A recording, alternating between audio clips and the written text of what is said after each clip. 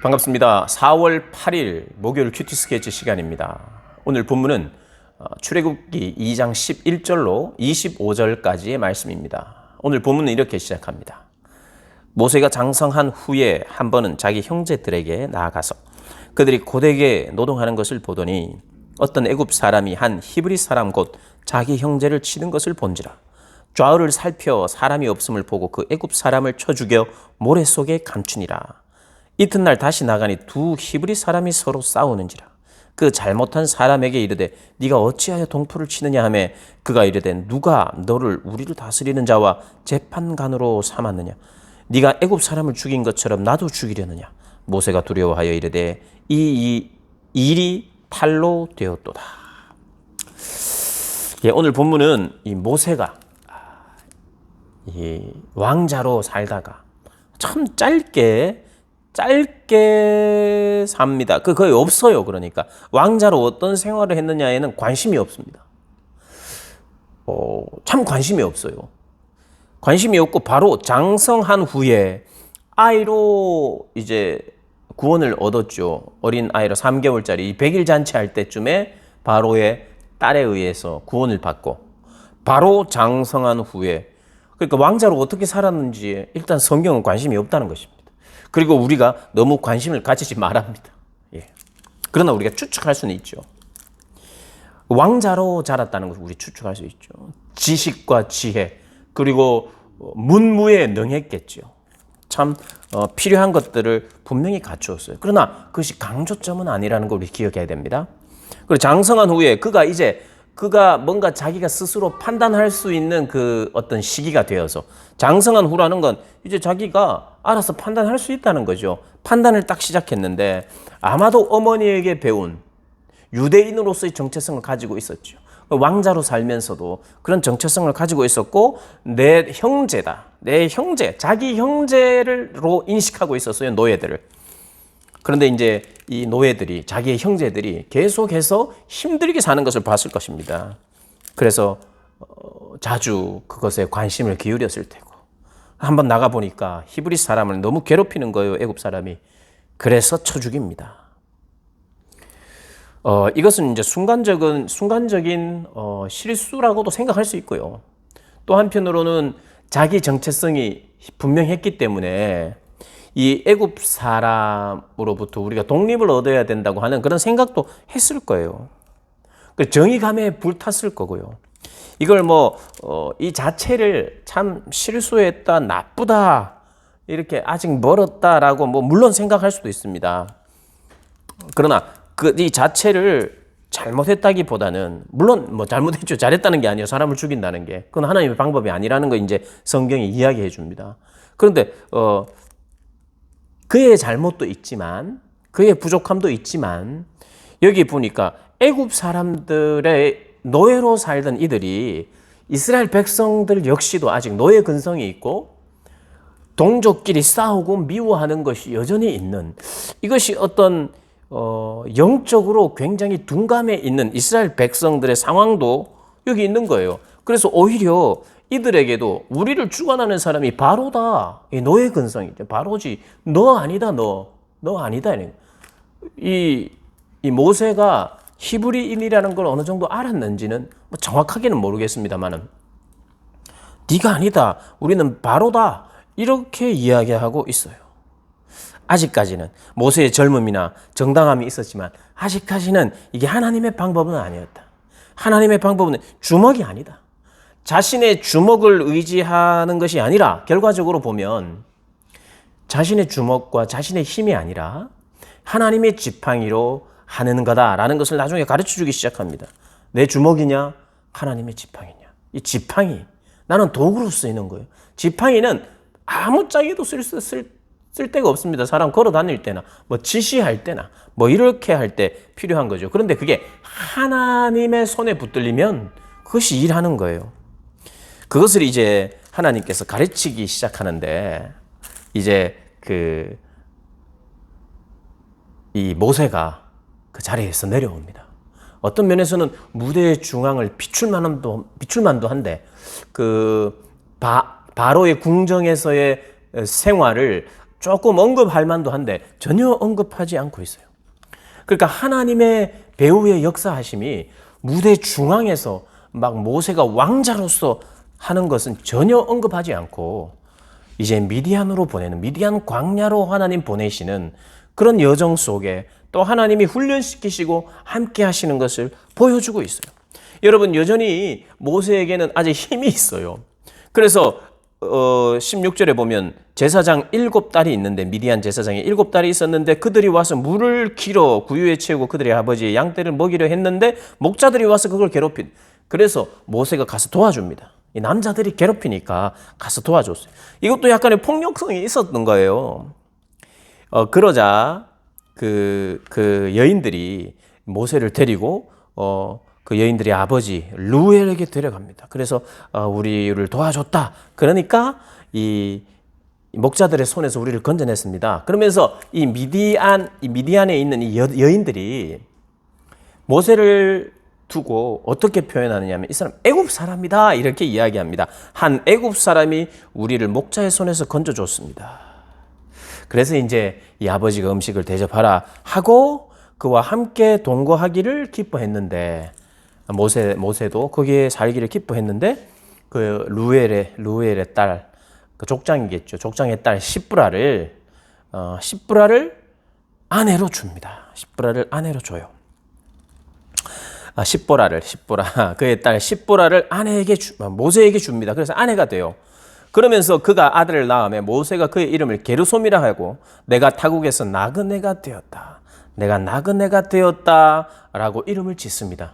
여러분, 이때의 이름을 짓는 방식은 게르솜 자기 아들의 이름, 자기 아들을 위한, 자기 아들에 대한 삶에 대한 앞으로 미래에 이렇게 됐으면 좋겠다 하고 뭐 복이 있었으면 좋겠다 하고 복동이라고 짓는다든지 그렇게 하지 않고 게르솜 하면서 아들의 이름을 나의 정왕으로 짓습니다. 그러니까 모세가 중심이 되는 거예요. 모세가 중심이 되어서 내 생활을, 내 현재를 반영하는 이름을 아들에게 짓는 거예요. 그러니까 아들의 이름을 부를 때마다 내가 그때 나그네가 되었지. 아들의 이름을 그렇게 부르는 거예요. 내가 나그네가 되었어. 타국에서 내가 나그네가 되었어 라고 부르는 거예요. 아들을 부를 때마다. 그때 뭡니까? 그때를 생각하고 기억하겠다는 거예요. 그 이름 짓는 방식이 구약 시대에 이랬습니다. 하나님의 자녀, 하나님의 백성들이. 이게 뭡니까? 자기는 실제로 히브리인이면서 또 동시에 애굽의 왕의 그 바로의 공주의 아들이 되면, 양아들이 되면서, 그런데 이것도 저것도 아닌 나그네로 그곳에서 추방된 이 나그네라는 게요, 참 불쌍하죠. 참 안 됐죠. 그런데 내가 나그네가 되었다라는 것은 우리의 영적인, 사실은 고향과 같은 것이에요. 나의 태생은, 나의 뿌리는 히브리인이다, 유대인이다, 아브라함의 자손이다 라는 것도 필요할 거예요. 그리고 내가 이 땅에 살면서 후천적으로 어떻게 양자로서 내가 살게 된 것도 때로는 은혜가 되기도 할 거예요. 내가 혜택도 누릴 수 있을 거예요. 근데 진짜 중요한 우리에게 있었어의 정체성은 나그네의 정체성이에요. 제가 자주 말씀드렸습니다만은 우리에게 회복돼야 될 영성 중에 하나는 나그네의 영성이에요. 이 땅은 나그네로 살아가야 됩니다. 모세는 사실 이제는 히브리인으로서의 정체성도 좀 잃어버리고 있고, 또 애굽 사람으로서의 정체성도 잃어버리고 있고, 그러면 이것이 비관적이고 이것이 굉장히 절망적인 이 사람의 정체성을 나타내는데 절망적이냐? 성경은 지금 나그네가 되었다라고 하는 자기의 표현을 성경은 부정적으로 그리지 않아요. 이제 하나님이 함께 하시니까 그 나그네가 되었다라고 하는 이 비참 속에 하나님이 손대기 시작하고 하나님이 함께 하시니까 이제 내일 본문부터 하나님이 부르기 시작하고 호렙산에서 가시떨기로 부르기 시작하고 그를 하나님이 쓰시기 시작하자 사실은 나그네가 되어야 하나님께 잘 쓰임을 받는다는 그런 놀라운 진리가 발견되는 겁니다. 내가 객이 되었다. 내가 나그네가 되었다. 그리고 이스라엘은 계속해서 부르짖고 있어요. 23절부터 25절까지 보면 그들의 고통 소리가 있었다. 부르짖는 소리가 있었다. 그런데 그의 고통 소리를 들으시고 하나님이 그의 언약을 기억하셨다라고 이야기를 합니다. 여러분, 하나님은요, 때로는 고난을 통해서 우리에게 나그네로서의 정체성을 기억하라고 말씀하실 때가 있어요. 이 땅은 진짜 잠시 지나가는 것에도 불구해요. 내 뿌리조차도 유대인이라는 뿌리도 중요하지 않고 내가 이루고 또 혹은 내 주변에 생긴 좋은 일들도 나의 정체성이 아니에요. 나의 정체성은 참으로 이 땅에서는 나그네요, 여행자요, 객일 뿐인 그런 영성을 가지기를 원하세요. 어떤 면에서는 하나님이 제대로 가지도록 하나님이 주셨어요. 이스라엘 백성도 노예로 살면서 그들의 인생이 얼마나 비참했습니까? 이스라엘 백성들이 부르짖어요. 그때 하나님은 기억하고 일을 하기 시작합니다. 25절에 하나님이 이스라엘 자손을 돌보셨고 하나님이 그들을 기억하셨더라. 하나님이 기억 못하고 있다가 갑자기 기억했다는 뜻이 아니에요. 이 표현은 우리가 잘 알아들을 수 있도록 하시는 것일 뿐이에요. 하나님은 다 아시고 계셨는데 하나님이 그 일을 이제 시작하겠다. 내가 잊지 않았다라는 거예요. 그런 의미입니다. 그러고 보면 하나님이 일하시기 시작한 타이밍이 보니까 이스라엘 부르짖음이 있었어요. 예. 그리고요, 모세의 낮아짐이 있어요. 모세의 이 나그네로서의 정체성을 가지게 되는 낮아짐이 있었고요. 그리고 그 언약을 강조하시면서 그 언약을 기억하시는 그 하나님의 어떠함이 있습니다. 여러분, 그래서요, 우리가 약할 때, 그리고 약자들의 부르짖음을 하나님 외면치 않으십니다. 강한 사람들에 의해서 역사가 좌지우지되는 것 같지만 약한 자들의 부르짖음과 분명한 바로된 정의와 공의를 외치는 자들의 부르짖음을 통해서 또 하나님의 공의를 외치는 외침을 통해서 하나님이 일하시고 역사는 바뀌었던 것을 보게 됩니다. 그래서 우리가 세상의 나라, 힘이 좌우하는 나라, 그리고 뭔가 힘의 논리에 의해서, 그러면 자기의 주먹으로 자기의 힘으로 뭔가를 할 수 있을 거라고 생각하는 이 역사의 무대 중앙은 항상 그렇게 힘의 논리로 진행되어서 뭔가 그것을 길러야 될 것 같지만, 한때 모세도 그 힘을, 그 주먹을 한번 길렀지만 그게 아니다.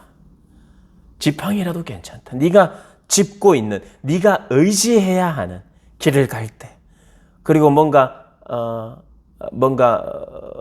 짐승이나 뭔가가 있을 때 뭐라도 하나 들고 있어야 되는 마른 막대기. 그것을 하나님의 손이 그것을 붙들기만 하면 하나님이 하신다. 그걸 우리에게 가르쳐 주고 있습니다. 우리도 우리가 가진 것, 우리의 삶에서 하나님을 기억하고 더 낮아지고 나그네로서의 정체성을 확고히 하면서 하나님께 기도할 때 하나님은 우리의 가진 어떠함으로가 아니라 하나님 그분이 보잘것없고 작은 어떠한 것을 들어 쓰셔서 하신다는 것, 우리가 기억하면서 오늘 한 날을 사시기를 주님의 이름으로 축복합니다.